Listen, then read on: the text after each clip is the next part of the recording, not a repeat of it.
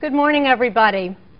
In the last couple of lectures, we have looked at what happened when Rome took over civilizations that were older than Rome's own and arguably even more advanced than Rome's own.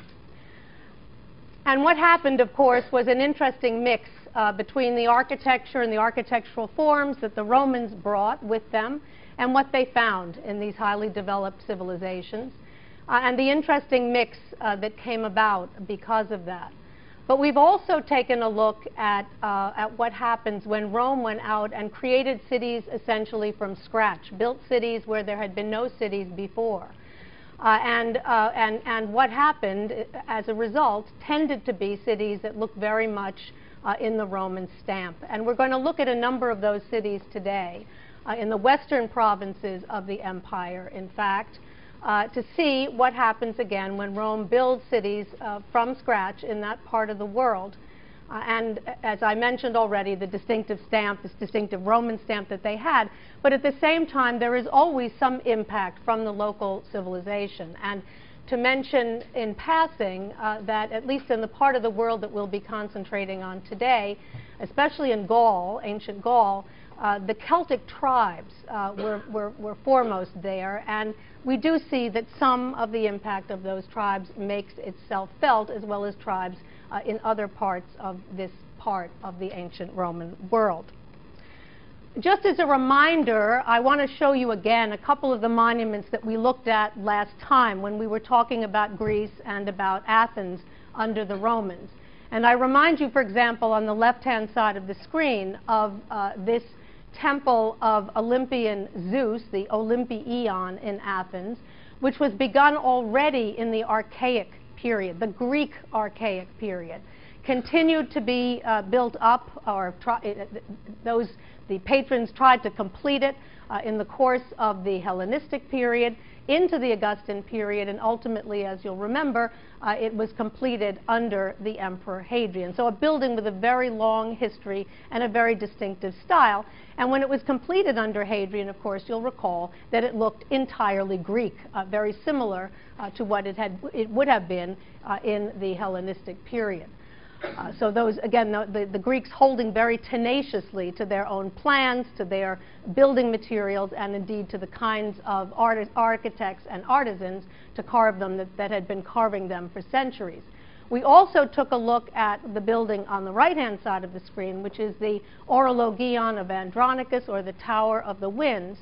And you'll remember in this case that the civilization that had impact on it was another firmly entrenched civilization, and that is that of Egypt. We talked about the fact that while the date of this monument is controversial, it might be 2nd century BC, it might be Caesarian, or even into the Augustan period.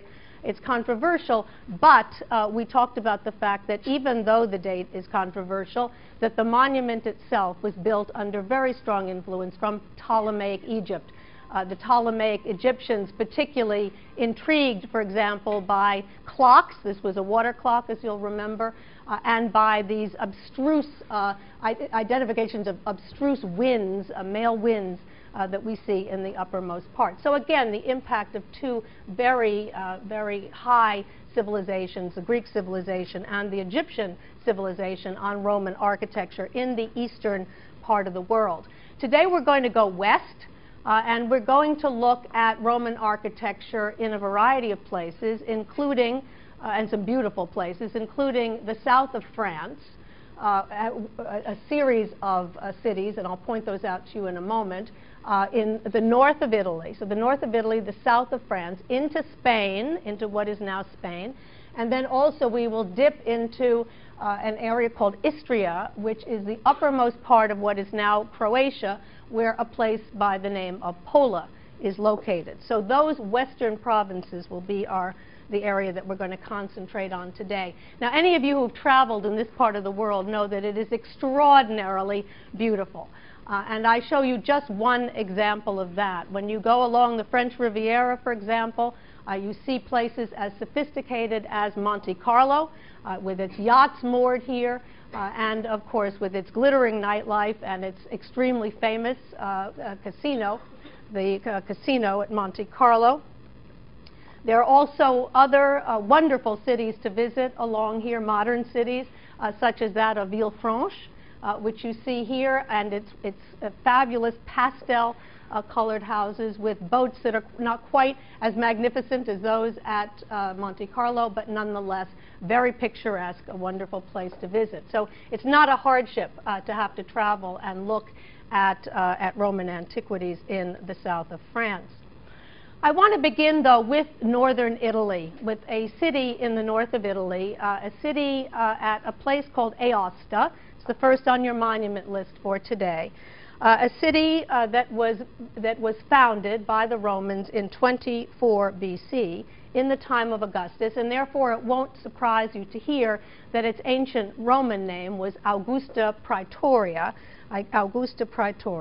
the modern city of Aosta. And it was the last colony that the Romans founded in Italy, the last colony. And it's interesting to see, therefore, that this last Roman colony in Italy takes almost exactly the shape of the first Roman colony in Italy. You'll remember the city of Ostia, which the Romans founded in 350 BC, and the way in which it conformed to the typical castrum plan. We see the same thing here. We see this typical castrum plan for Aosta, a rectangle, a regular rectangle, laid out according to Roman surveying practice. We see that the two major streets of the city, the Cardo and the Decumanus, meet in the center, and that at that intersection of those two main streets, we see the location, as it should be, of the Forum, most likely. You'll see a question mark there, so we're not absolutely sure. But we think that the Forum was located there. If you look around at the rest of the city, it was very regularly laid out with a series of buildings that we've become accustomed to seeing in a typical Roman city, when a typical Roman city is built from the basics. You see the baths here. You see a temple up there with a cryptoporticus. You see a theater, and you see an amphitheater. This site, by the way, spectacularly located in the Italian Alps. It's at the intersection of two major trade routes in the St. Bernard passes, as you can see from this plan that comes from Ward Perkins. And what you can also see that's typical of these cities that the Romans build from scratch around the western part of the empire is the fact that the city is ringed with walls and that it has a series of gates, the openings of which you can also see in this excellent plan. Now, I can show you also from the city of Aosta a surviving Roman arch, one of those gateways, in fact, from the city that we know dates to the age of Augustus. So we give it a date, the same date, roughly 24 BC. You see it here. You see, if you remember the arches that we've discussed from the Augustan period in the past, you'll note right off that this is very consistent with other Augustan arch design. By that I mean it has one single arcuated bay in the center, flanked on either side by pedestals, wide pedestals that have a set of double columns on either side, as you can see here. The major difference between this and an arch that might have been put up in Rome at the same time in the Augustan period is the fact that it is made out of local stone, which is characteristic of so much of provincial Roman architecture and will be the case for most of the buildings that we look at today. The attic is gone. There's a modern roof on top of the structure. The ancient attic is gone, but you can imagine that it would have had a fairly traditional attic with an inscription at the apex and probably some kind of sculpture crowning the monument in antiquity. Now, there's one detail that has to do with the orders that are used here that is different from any other arch that we've seen before, and I wonder if any of you notice what that is. The columnar orders. They are what? Doric, Ionic, or Corinthian?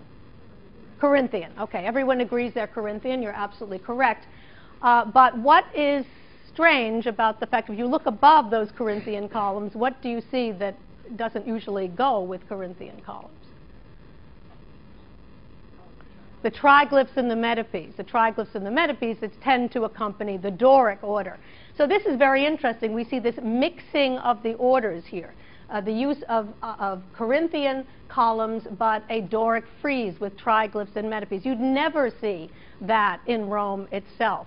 But what it is an interesting playing around with the canonical orders that have been passed from Rome to this part of the world. This particular architect or patron, or the city itself, whoever was the patron of this particular monument, made the decision to go in a somewhat different route. So an interesting mixing of the orders, an eccentric arch in that regard, but in every other conforming quite closely to what we would see in Rome, the city of Rome, contemporaneously.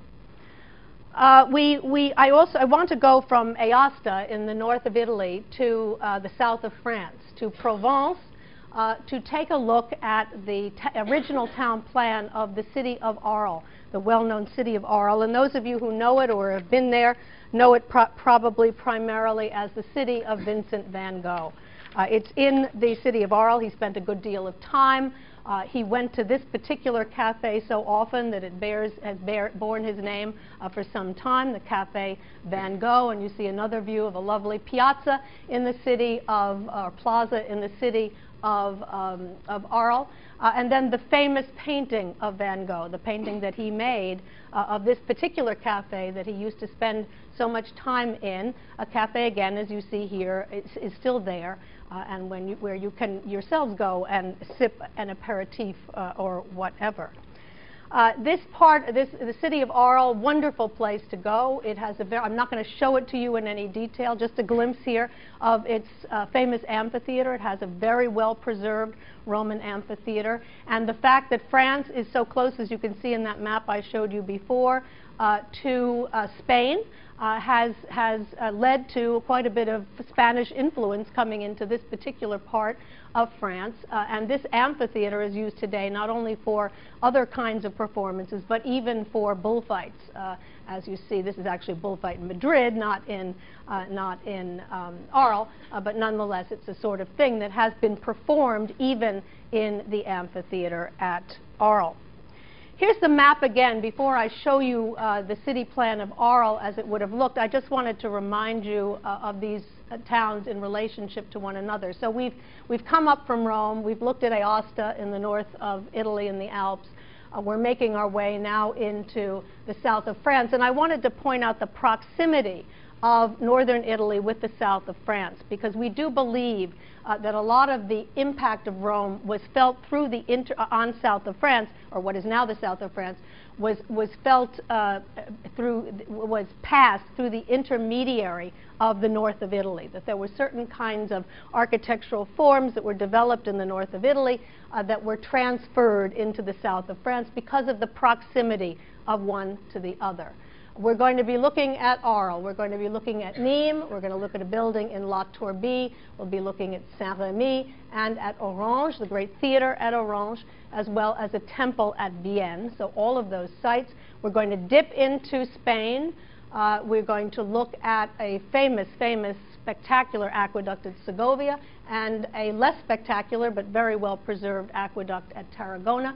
And then we're also going to make our way, as I mentioned before, into Istria, part of what was formerly Yugoslavia, to the site called Pola that is now in, as you know, Croatia.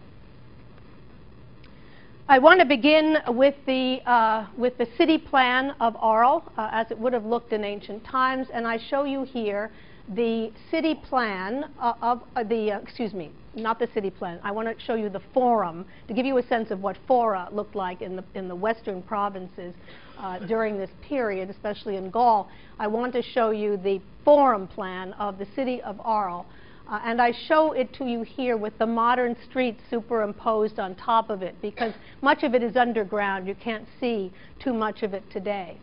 But it has been explored underground enough where scholars have been able, archaeologists have been able to reconstruct the fact that it was a large open rectangular space surrounded by columns, as we have seen is characteristic of all Roman forum design from the time from the forum in Pompeii that we looked at at the very beginning of the semester. And although you can't see it on this particular plan, there was also a temple on one short end, as well as a basilica that was part of this plan. And I think it's interesting to think back, especially as you review from what we've done from the midterm through the second midterm, it's interesting to think about basilican architecture, and because it was usually a part of forums, and when it was a part of, and in what buildings, in what fora it was incorporated. Think back to Pompeii, think to the Forum of Trajan in Rome, but think of the fact that both the forums of Julius Caesar and the Forum of Augustus in Rome did not have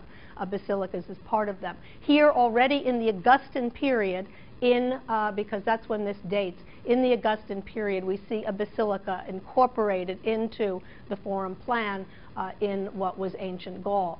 I mentioned that there's a well-preserved cryptoporticus, an underground storage area around the colonnade, and you see a view of it here, extremely well preserved.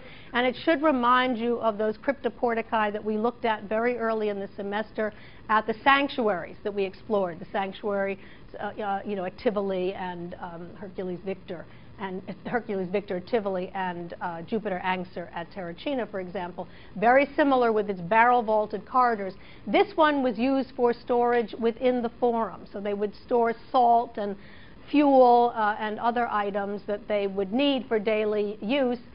But it also became eventually, and you can get an inkling of that from this view on the left, it eventually became a dump for architectural members that were no longer needed, as you can see here, columns and capitals, but also for sculpture. And one of the most famous portraits of the Emperor Augustus was found in this cryptoporticus, dumped there at some later period, and it's now on display in the Archaeological Museum in Arles. I want to turn now to the theater at Orange, which is one of the most spectacular monuments that I'm going to show you today. And you see it in this extraordinary view from the air. A building that you can see from your monument list was put up in the late 1st century BC, early 1st century AD, and it is really something special. Not only in its own right, but also because of how well preserved it is. And you can see in this view not only the typical scheme that we have seen as we've become accustomed to for Roman theater design, the semicircular orchestra, the semicircular cavea, the division into these wedge-shaped sections, or cunei, the outer wall of the structure. And you should be immediately struck by this outer wall of the structure, because the outer wall of the structure is better preserved than any other outer wall that we've seen in the course of this semester. It's preserved to its full height. It is very severe, but that severity would have been lessened in antiquity by the incorporation of a colonnade on the front of the structure. So this very important building in that regard, because we again have this very well preserved wall, which gives us a good sense of what these walls would have looked like in antiquity. And you have to imagine here again that alleviation of this severity by that portico. You can also see here, though, something very interesting about this particular theater that makes it connected, although it's Roman in every way, that connects it also to earlier Greek theatrical architecture, because you'll remember that the major difference between Roman theaters and Greek theaters was that Romans built their theaters on their own hill made of concrete, but the Greeks built their theaters on actual natural hillsides. And if you look very carefully at this excellent view from the air, you will see the way in which this particular theater at Orange is actually built into a hillside. They happen to have a natural hillside perfect for this kind of construction right where they wanted it to be.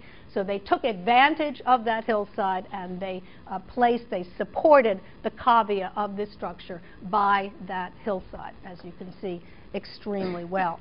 The interior of the theater at Orange is also extremely well preserved, as you can see here. You can see the stage. You can see the semicircular orchestra. You can see the stone seats of the cavea. And you can also see that the stage building, and because the wall, the outside retaining wall, is so well preserved, you can also see that the interior of the wall still stands, obviously.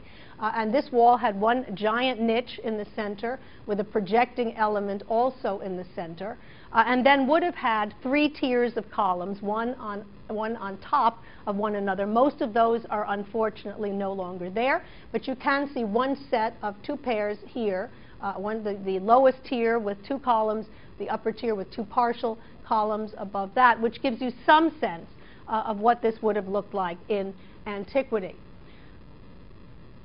Again, we think the tiers, the columns were on 3 stories. Remember the date of this, late 1st century BC probably. And so this does post-date some of the 60 to 50 to 40 BC paintings that we looked at that show these kinds of multi-storied scaeni fronzes with columns. We speculated about the fact that some of those may have been based on actual theatrical architecture, but that it didn't survive from that early on, but it may have been made out of wood. But here we see a fairly early example in the Augustan period in the south of France, and it is very important in that regard. I want to turn from theater architecture in the Western provinces to temple architecture. And just as in Rome, and just as in every city that we've looked at, temple architecture was extremely important. The temples that I'm going to show you, and I'm going to show you 2 of them, one at Vienne in France and one at Nîmes, also in France, are among our best preserved Roman temples today.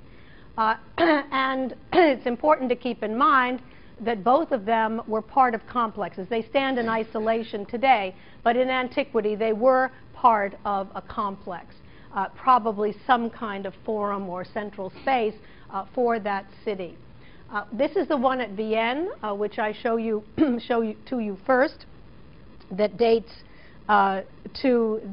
probably to before AD 14.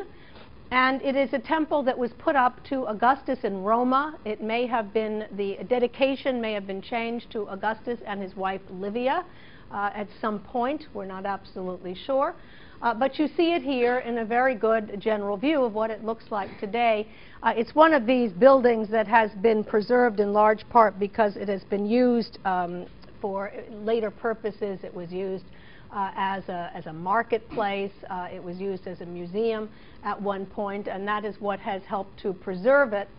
We see it again here, and it's interesting, I think, to compare it to the restored view of the Temple of Mars Ultor that was part of the Forum of Augustus in Rome, because the dates are roughly comparable to one another.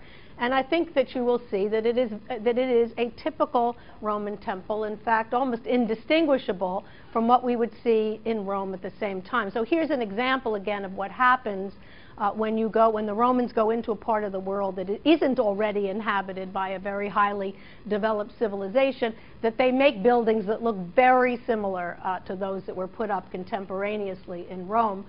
The temple at Vienne is no exception. If we look at this temple, we see it has the typical Greco-Roman plan with the tall podium, the deep porch, the freestanding columns in that porch. And we see the order that is used here is the Corinthian order. Some of the temple is made out of local limestone. Some of it is made out of marble. But what we see here that's very interesting vis-a-vis what was happening at the same time in Rome is the cella. You can see that the cella is actually very shallow, much more shallow than the cella usually is. And you can see that quite well in this view over here. And that same shallow cella we find at the Temple of Mars Ultor in Rome. The other similarity is the fact that at the Temple of Mars Ultor in Rome, we have freestanding columns, all the way up to the back here. And those columns and there's space between those columns and the wall of the cella. And that creates a type of temple design that we refer to today as a temple with alae, or wings. Wings, one on either side of the cella, formed by that space between the wall of the cella and the freestanding columns. And we see exactly the same thing over here, this design of a temple with alae. There is no question that this temple in Vienne was built under the very strong influence of the Temple of Mars Ultor in Rome. All of those features I mean, it wouldn't have come upon those features by accident. It is clearly being closely based one on the other. Here are two more views of the temple of Augustus and Roma/Livia at Vienne, where we see all of the features that I've already shown you, but where you can see particularly well the shallow cella, the back wall here that has pilasters rather than columns, and then if you go around the back, you will see it has a plain flat back, which was the case also for the temple of Mars Ultor in Rome. A more famous temple, an even more famous temple, and if that's possible, an even better preserved temple, is the one that you now see on the left-hand side of the screen, which is the famous Maison Carrée at Nîmes. It too has been reused in ancient times as a museum and the like. It's still a small museum today, which is one of the main reasons that it is so well preserved. It is an extraordinary work of Roman architecture. I think it's interesting to compare it to the Temple of Portunus that we saw much earlier this semester. The major difference, of course, between the two, the materials that are used. This is local limestone with marble. This, well, we won't remind ourselves, but the tufa and travertine and so on and so forth that we looked at earlier. This is an Ionic temple. This is a Corinthian temple. But once again, it seems to be the temple of Mars Ultor that was the main model for the Maison Carrée, or the square house at Nîmes. And I show you another view of it here because you'll see, just like the Temple of Portunus, it has a pseudo-peripteral colonnade.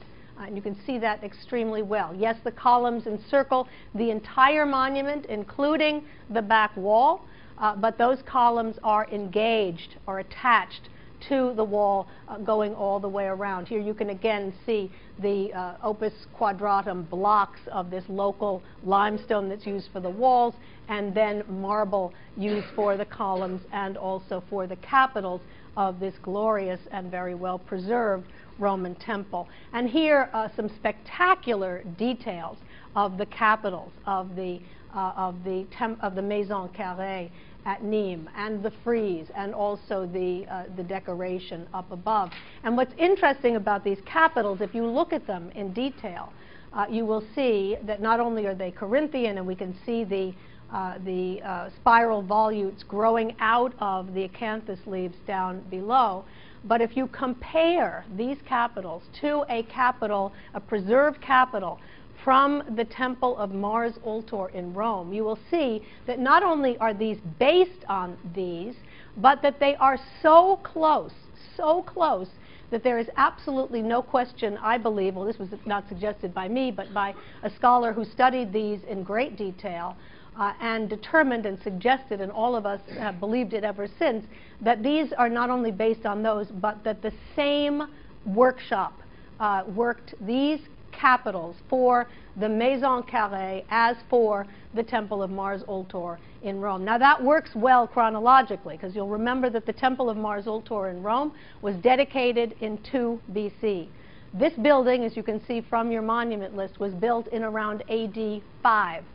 So it was perfect timing for those architects and artisans who had been successful at the Temple of Mars Ultor in Rome. This major commission allowed themselves, we believe, to be hired out to those in the south of France to make the trip to Nîmes in order to build a temple in the model of the Temple of Mars Ultor in Rome at Nîmes. The result, the Maison Carrée.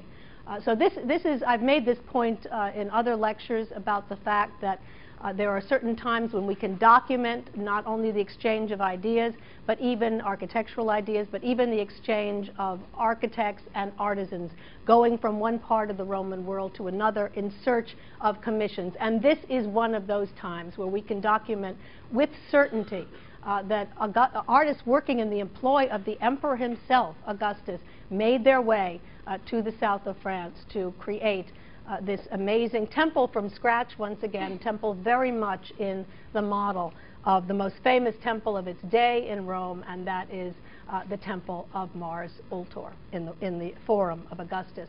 One more detail, here's the Mars Ultor capital again, and over here the capitals of the Maison Carrée, and I show you above the frieze, which is extremely well preserved, and you see this flowering acanthus plant that should immediately remind you of contemporary decoration in Rome. Think of the flowering acanthus plants of the Arapacus Augusti. So once again, a proof that there is a very close connection to what's going on in Rome at this time and in the south of France. Here's another spectacular view of the Maison Carrée as it looks in its location today, in the center of a plaza, surrounded by the daily life of Nîmes, as you can see so well here, still very much a part of daily life.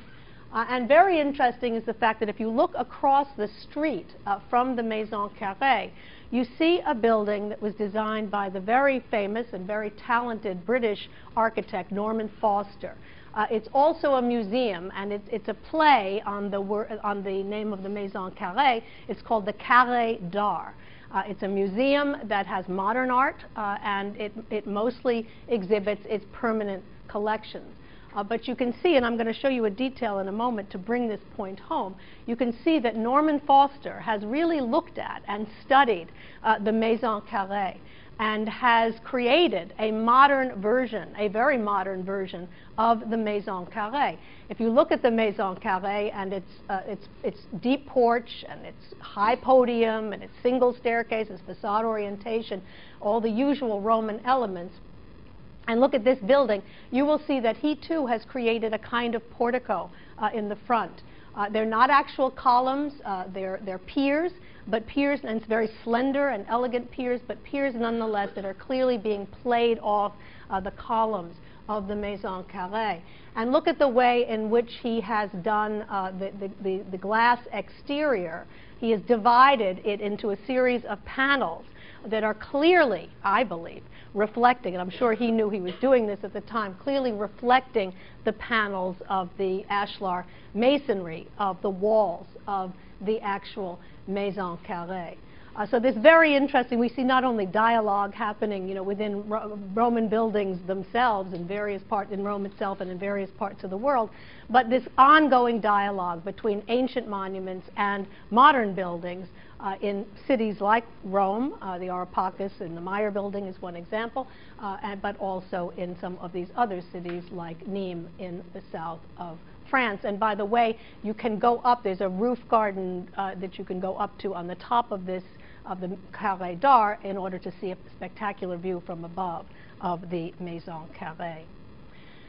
Now, one of the most important elements of the Romanization of the empire was the fact that as the Romans went in and built these new cities in East and also in West, they supplied it with amenities that weren't there before. And this was especially important in the western provinces where, again, the civilization had not been all that high prior to this period. So the Romans come in and they build aqueducts with a vengeance in the western provinces, in the south of France, in Spain, in order to provide these towns with a water supply.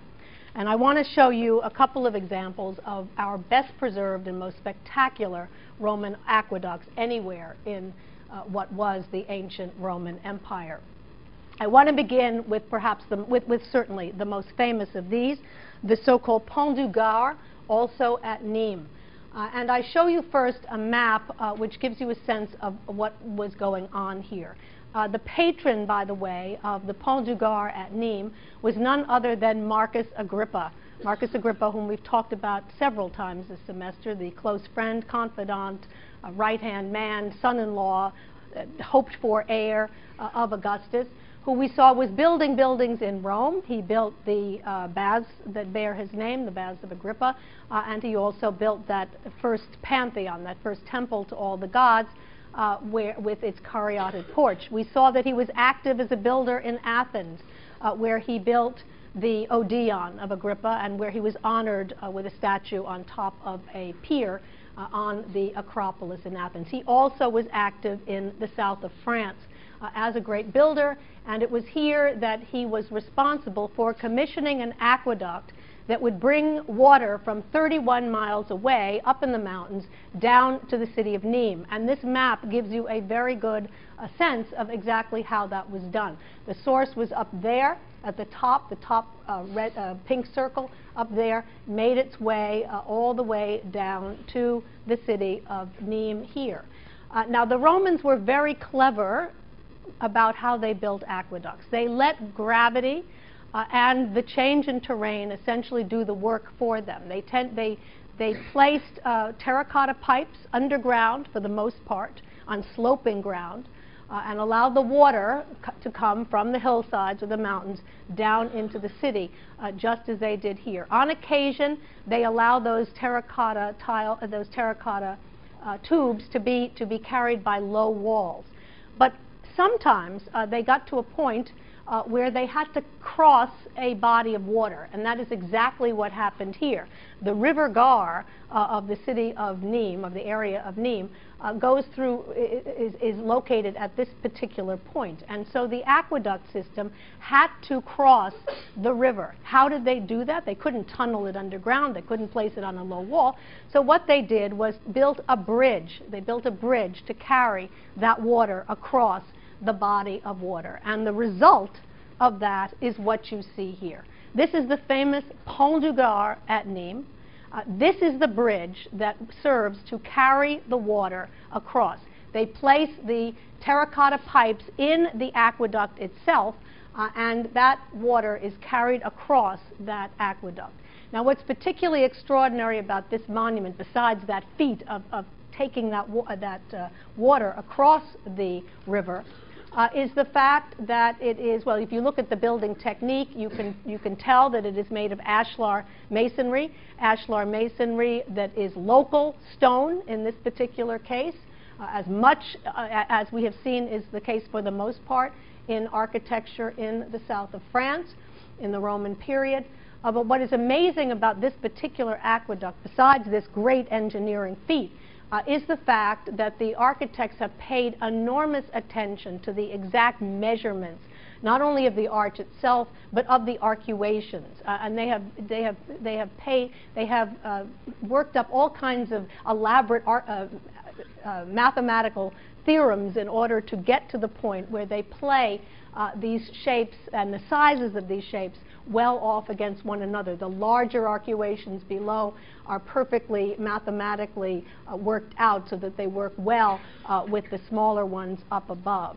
And we see in a building like this, I think, something that is really impressive, not only a sign of Romanization. I mean, this is, when you talk about Roman imperialism and the Romans taking over the world in ancient Roman times, one could think about that in part in a negative way. I mean, imperialism and taking over and creating an empire can be viewed negatively. But one of the positive things that the Romans brought, one of the many positive things that the Romans brought to these underdeveloped parts of the world was what we call Romanization, bringing these amenities, bringing things like water to a city so that it could live at a higher level than it was able to live before. But besides that, when you look at an aqueduct like the Pont du Gard at Nîmes, I think you'll agree that although we would call this a feat of Roman engineering first and foremost, the Romans have been adept enough, both through paying attention to these mathematical considerations, but also to carving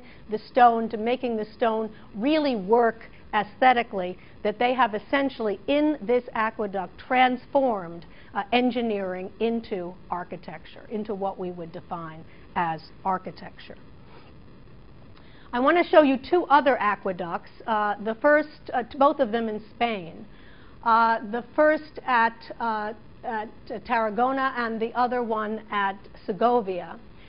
First, a reminder of the fact that Spain, as you'll recall, was extremely important in the Roman period because two of Rome's emperors came from Spain. Think of Trajan, who was born in Spain, and also Hadrian, whom we see here on the left. A map of Spain showing the locations of Italica, where Hadrian was born, but also the two sites that we're going to look at, Tarragona, Tarraco, which was located very close to Barcelona, near the sea, as you can see here, and then further inland, Segovia, which is near Madrid.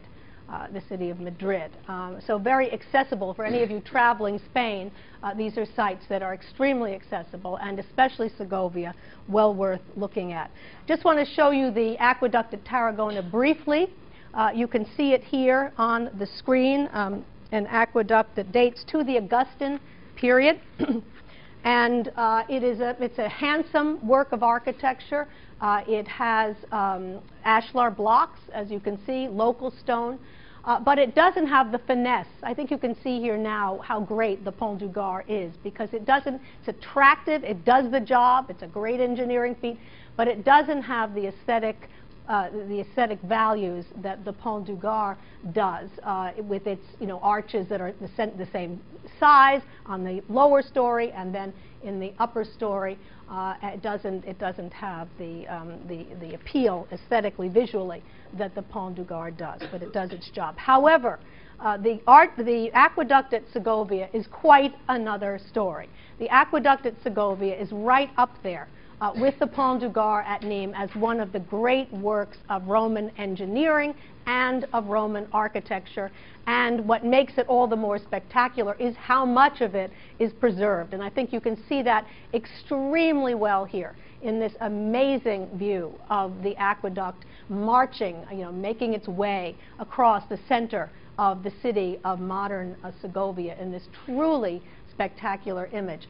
As you can see from your monument list, the date of the aqueduct at Segovia is very controversial. There are some people who think it's 1st century. There are some people who think it's 2nd century. I think it is most likely to be 2nd century and probably put up during the time of Trajan, the Emperor Trajan. But we're not sure about that. Whenever it was put up, it is an incredible example of aqueduct engineering and aqueduct architecture. And it does allow us to see a couple of things that it's very distinctive in its own right. It's beautiful, but beautiful in a very different way, as we'll see from the Pont du Gard. But it does allow us to look at a couple of other features of Roman aqueduct planning and design that I think are worth talking about. I show you here another view of the aqueduct at Segovia. You see here that it is, for the most part, a two-tiered aqueduct system. But what they've done here to vary it and to make it much more interesting aesthetically than the aqueduct at Tarragona is to make those two stories different in height. So the lower story is much higher, as you can see, with much more attenuated arches.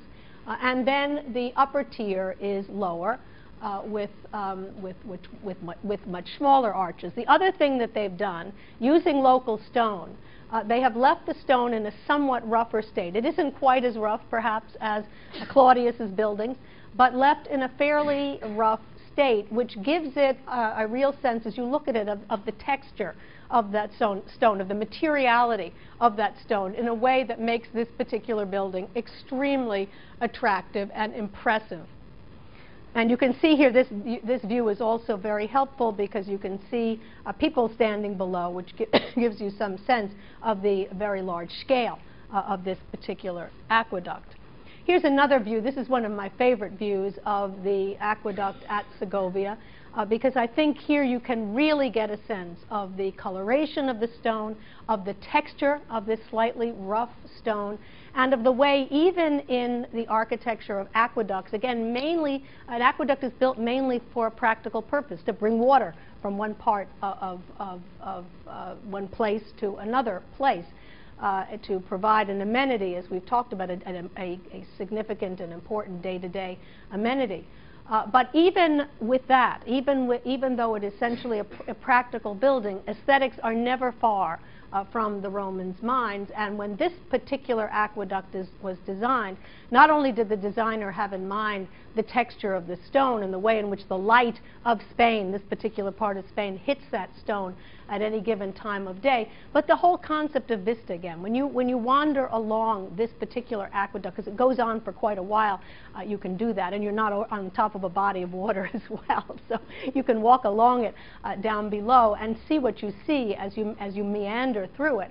And it is amazing aesthetically, again, how they have set up a series of views and vistas from one part of this aqueduct to another. As you stand here and you look at it making its way, almost marching its way. In fact, I like to think it's Trajanic, because it's almost like Trajan's army marching through the city of Segovia off to, you know, some military exploit in the far reaches, because of the way it marches through the city, as you can see here. But all of these wonderful views and vistas and panoramas that one can see depending upon where one stands in the city, where one stands beneath the arches themselves, is really spectacular, and clearly was very much in the minds of the architect who designed this.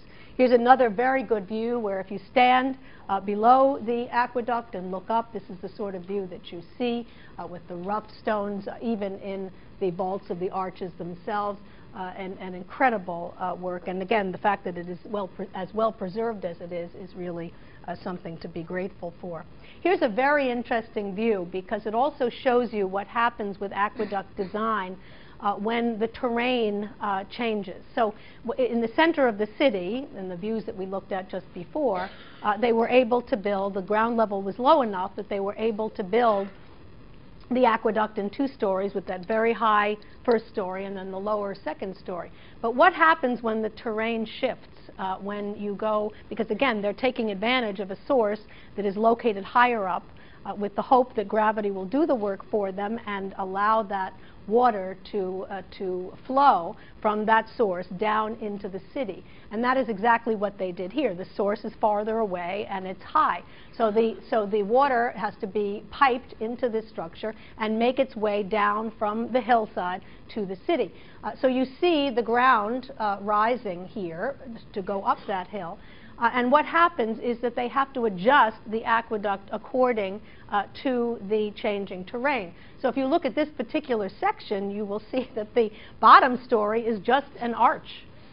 The arch rests on the ground so that because it has to be much shorter at this juncture than anywhere else. And you see the same, well, you see it changing somewhat here as it makes its way. But you see it rounding the corner, and the way they have had to make these adjustments and made them so well without losing the impressive aesthetic quality of this particular structure. Once again, a tribute to the fact that these Roman architects were not only great engineers, but also, without any question, world-class architects. There's an interesting monument that is located. You can see the aqueduct of Segovia in the back left there. There's an interesting monument that was put up to celebrate the bi-millennium of the aqueduct in Segovia. And it's interesting to see what they put at the top, the she-wolf suckling Romulus and Remus, to underscore the close connections between the ancient Roman Segovia and Rome. Another very interesting building in France is the one that I show you now, which was a fountain. These aqueducts brought not only water for daily use, but fed fountains. And I want to show you one fountain from Roman Gaul, from France, what is France today. The so-called Temple of Diana. It wasn't a temple, it was a fountain, as I mentioned, and it was built during the Hadrianic period between 100 and 130. What makes this fountain particularly interesting is if we just looked at this, if I asked you, if I put this up and said to you, what do you think this was, you would be unlikely to say a fountain, because you can see that the structure is in the form of a basilica. It's a barrel-vaulted central chamber with side aisles that are also barrel-vaulted. You can see the barrel vault of this side aisle over here. You can see a barrel vault of the central space here. You can see that there are columns on tall bases. You can make out over here that a triangular pediment on top of a niche. There were a series of niches along the wall with alternating triangular and segmental pediments. But most interesting of all is the central space, the central barrel-vaulted space with these barrel-vaulted side aisles, which is exactly the scheme of a typical basilica. And it's another example of something I've shown you throughout the semester that I've called the interchangeability of form.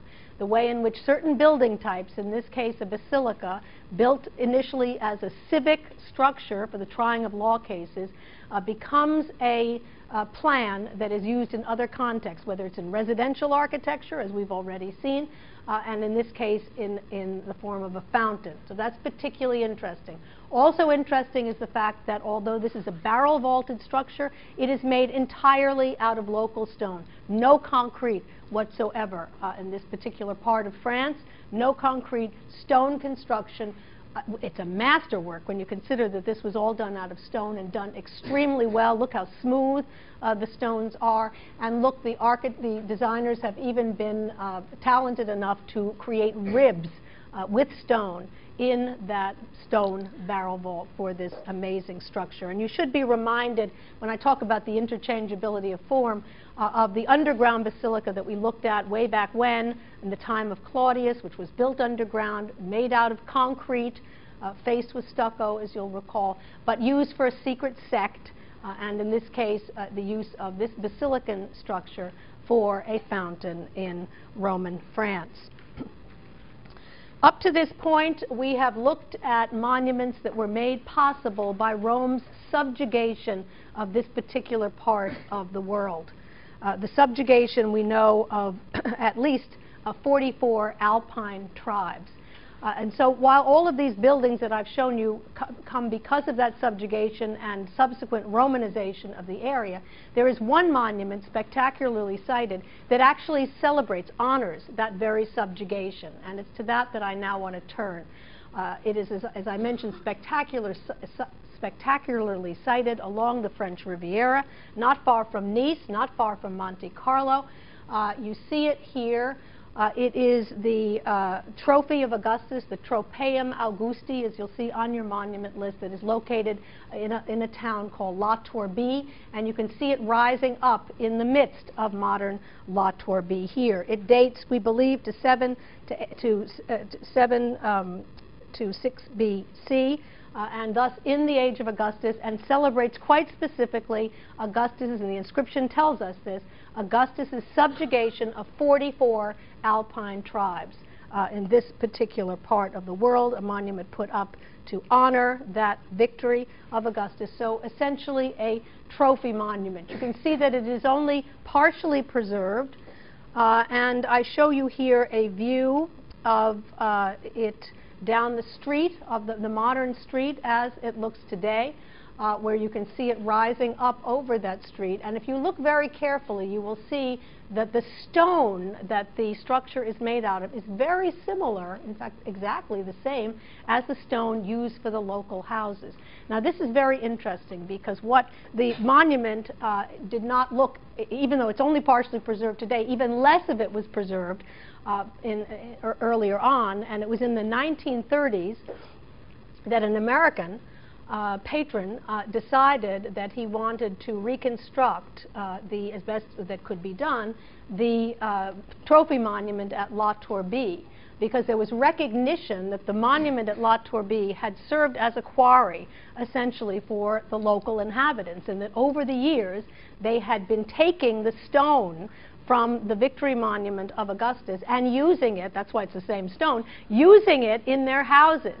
And this American wanted to rectify it, so he donated the funds that enabled them to tear down, to demolish 32 houses and come up with 3,000 fragments from the victory monument, the trophy at La Turbie, and reconstruct it as best as they could from those fragments. And that's what you see there now. Here's a view of it as it looks today, as well as a model. And what you can see from both of these is not only the inscription and the trophy in relief on this side that mentions the 44 alpine tribes, but the monument itself. And this model makes it very clear what the general form was. A round structure with columns encircling it on a base, and then the whole thing placed on a very large and tall pedestal with a pyramidal element at the top and a crowning statue at the very apex. This scheme of placing a rotunda on top of a tall base is something that we have seen as characteristic of funerary architecture from the age of Augustus. Think of the tomb of Cecilia Metella, for example. And it is that scheme that is used here. So another example of this interchangeability of form that a form that was used for mausoleum architecture now used for a trophy monument of the same time, but in a different part of the world. The model also shows you that there were niches around the central circular structure.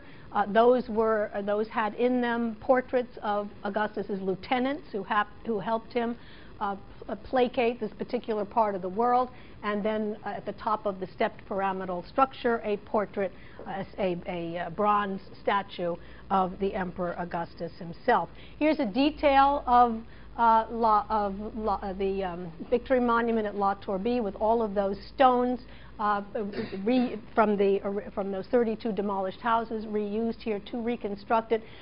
There is concrete used here, but it's a Gallo-Roman form of concrete. You'll see in Ward Perkins that he refers to this work as petit appareil, P-E-T-I-T, A-P-P-A-R-E-I-L, petit appareil, which is essentially a Gallo-Roman version of concrete construction with stone facing, the little work, little pieces of stone that are very similar to opus incertum, but different enough and distinctively French enough to be called petit appareil.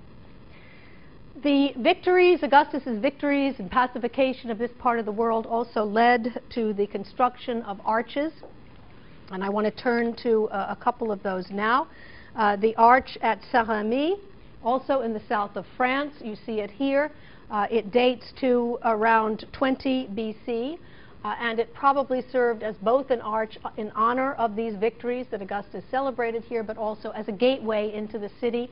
It's very simple. It looks very much like we've come to know Augustan arches are, with a single arcuated bay in the center, columns in this case on two separate bases, fluted columns. The capitals are not preserved, so we don't know if they were Corinthian, but they were probably Corinthian. A very elaborate archivolt, as you can see here, with the coffering extremely well preserved. And then if you look very closely at the decoration, you see a couple of figures standing on either side. These are actually, they're headless now, but they're actually figures of captives, of local captives, to make reference again to the fact that this was a military operation that allowed Augustus to take over to subjugate these 44 Alpine tribes and others in this particular area, and that subjugation is referred to here by the representation of those captured barbarians. A much more important and more interesting arch is this one. It's an arch that is located in Orange, back to Orange, also in the south of France. The date of this monument is very controversial, and I think by looking at the general view and also a detail, you can see why. It is a triple-bayed arch with a large central arch, two smaller ones on either side, with columns on tall bases, Corinthian columns in between them. You can see that the central element with its pediment projects into the viewer's space. You can also see that every inch of space is completely covered with decoration, figural decoration, piles of arms and armor from the enemy, so much so that it tends to dematerialize the arch. These are all characteristics of later Roman architecture. Think the Arch of Septimius Severus, which I'll show you again in a moment, which has led some scholars to date this as late as AD 200 or AD 203, 204, at the same time as the Arch of Septimius Severus.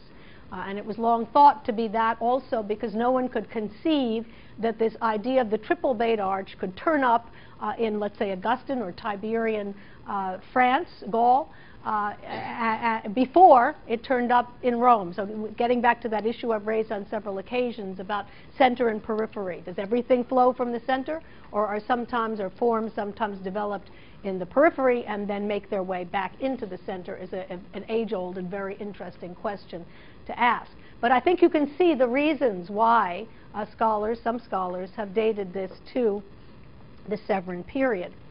Here's a view, and I'll say more about that in a moment, a view here with another view showing an engraving, giving you a sense of the kind of sculptural decoration that would have been placed at the top, the omnipresent figure in a chariot, four-horse, or in this case, four-horse, I think in this case, chariot, and then figures of captured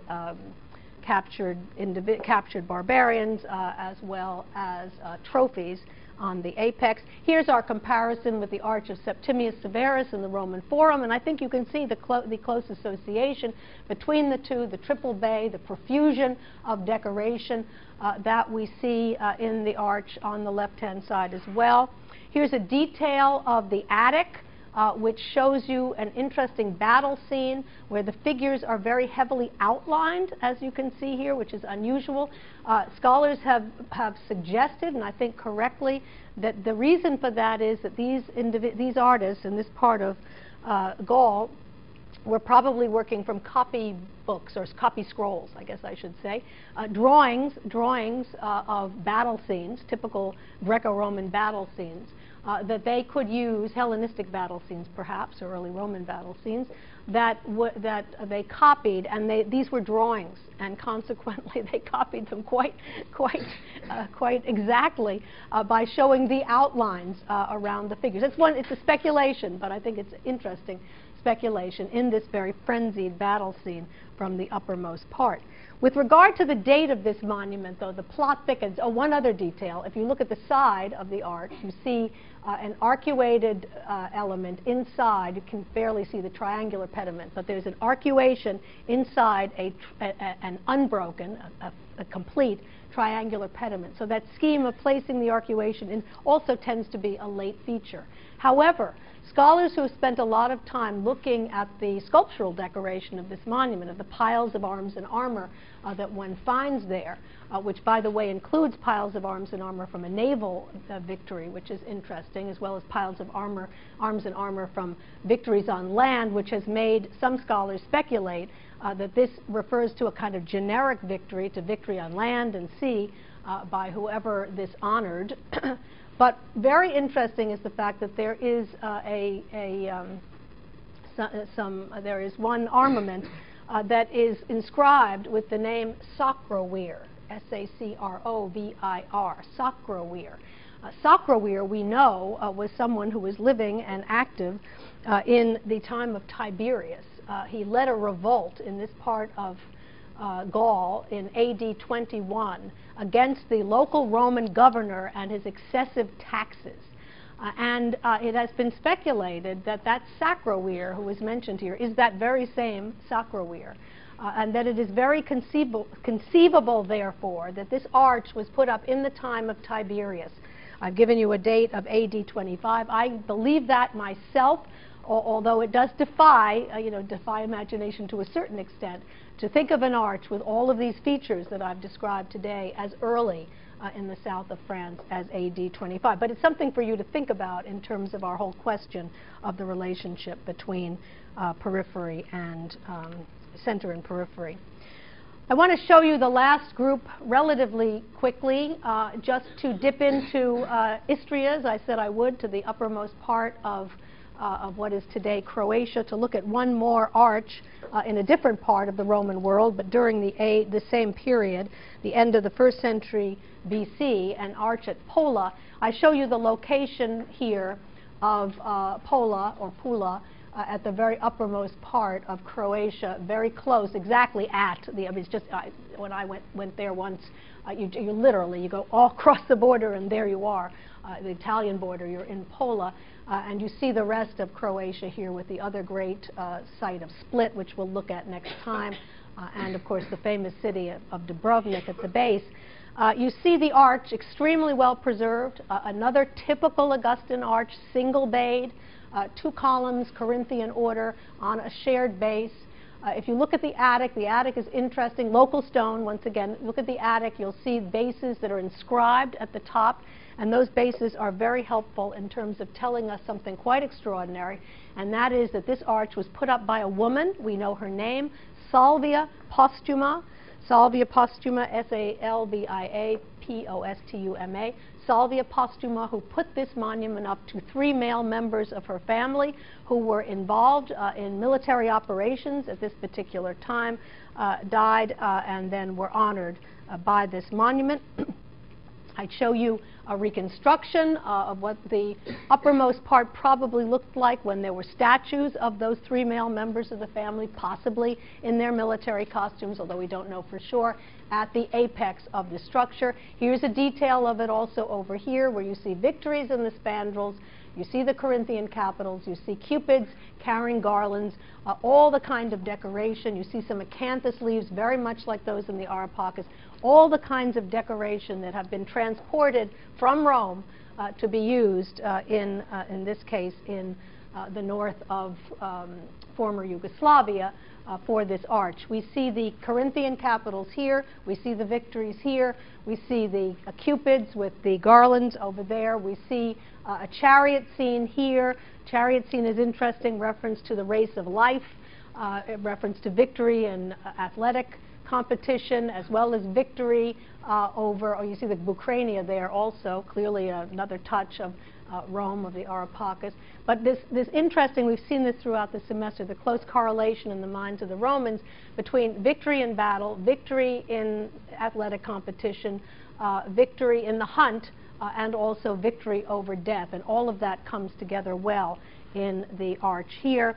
If you look up into the vault, it's very well preserved. In the center, a representation of an eagle with a serpent, holding a serpent.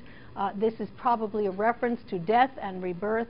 And remember, this is Augustan in date, so it predates the vault of the Arch of Titus in Rome. But this whole idea of placing in the vault a scene of death and rebirth leads ultimately, I think, to that divinization scene of Titus.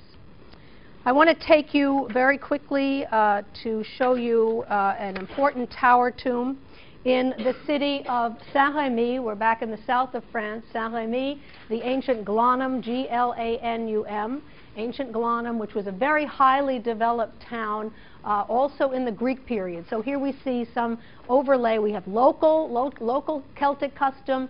The Greeks were infiltrated here, then the Romans, all of that piled one on top of another to make a very distinctive city. You can also see from the remains, there are extensive remains at Glanum, more than most of these ancient French towns, where you can see baths and temples and parts of houses and peristyles and so on, quite well preserved.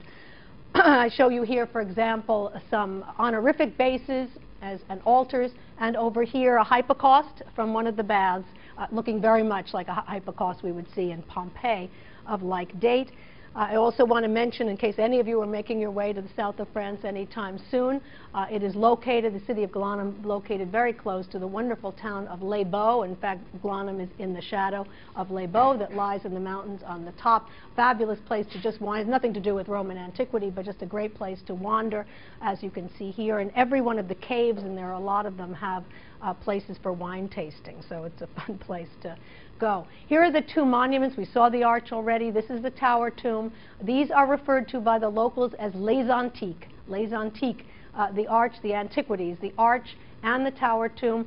And the fact that they are in close proximity, I mentioned the arch may have well been a city gate.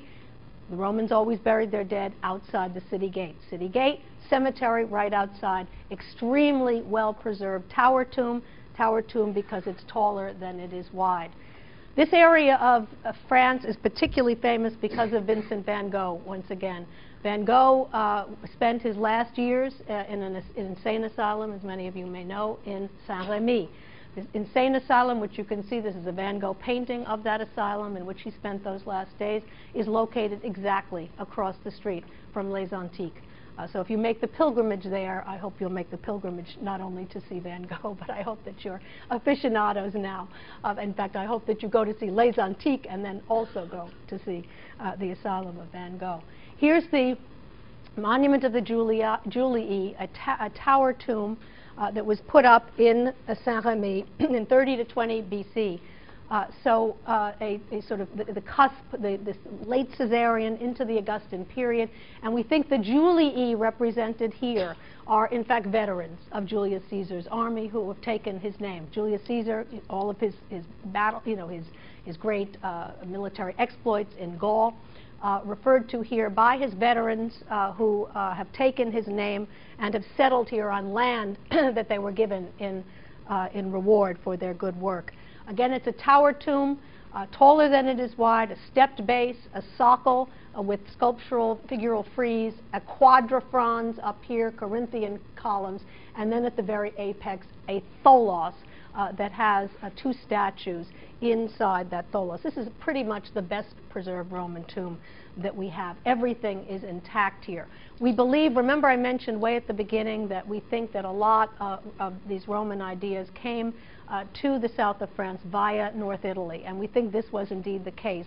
North Italy, we know they put up a lot of these tower tombs, and we think it's likely that this sort of thing imitates some of those tower tombs in the north of Italy. I show you a detail of two of the figural friezes from the socle of the monument, which you can see represent battle scenes, and you can also see those deep outlines, just as we saw at the Orange Arch, which once again suggests to us that these artists are looking at drawings of this kind of thing that have come from the Greco-Roman world, and they are copying what they see. I don't have time to go into it here, but if you look with care at some of these when you're studying this monument, you will see that there are some figures, while for the most part it makes sense, there are some figures in this crowded scene that don't work. For example, here's a figure on the ground with a shield above his head trying to protect himself, obviously, from a combatant, but there is no combatant there.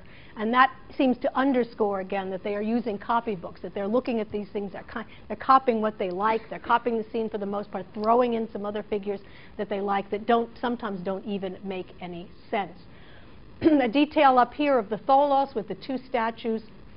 I spent about 6 weeks at this monument at one point, and in that area at Saint-Rémy, in a little place near the Les Antiques. And I remember when I was there that there was this wonderful headline in the local newspaper that said there was a huge storm with lightning and so on.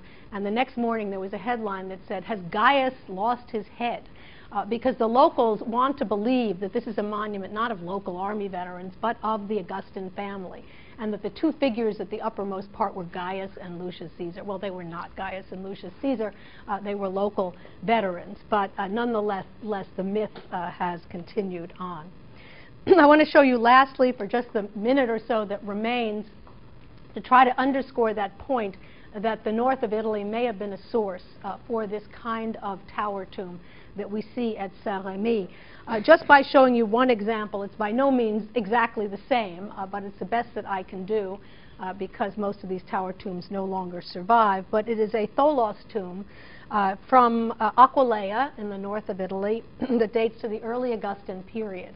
And you can see that it has a large base with a sculptural decoration here, this Isles of the Blessed kind of imagery, with a tholos at the top that includes a statue and then a pyramidal roof with a decorative element at the uppermost part, and then, as you can see, some lion statues out in front to guard that tomb. It's not by no means the same thing as what I've shown you, but it gives you an idea that these kind of tholos tombs on decorated bases were popular in the north of Italy, and the idea may have made its way to the south of France via these North Italian examples. And lastly, just one last monument, because we've tended to be looking at tombs in isolation, individual tombs rather than tomb complexes, because it's the individual tombs and not the complexes themselves that are well preserved. But I want to show you one excellent example from the north of Italy, again from this wonderful town called Aquileia, an early Augustan set of altar tombs that are still preserved in the actual original burial plots, which gives you a very good idea of what one of these plots would have looked like. These are, of course, not monumental tombs, but small tomb markers in the shapes of altars and then other smaller items, as you can see very well here. But it shows you the way in which the Romans had, just as one has today, these burial plots for the family, these family burial plots that have individual markers of different family members in them, and then has a kind of a stone fence that encircles and protects their plot. And you can see that stone fence down here, a stone fence that should immediately remind you of some of the stone fences that we saw in second style Roman wall painting, for example, that were omnipresent in second-style Roman wall painting. And the last point I'll make today is just to underscore once again, I think there were lots of examples of it today, the tholoi, for example, the tholos, and these fences, as well as the theatrical architecture we saw at Orange, that underscore once again the close association between architecture and painting from the Republic all the way up to the Augustan Age and still beyond. Thank you all.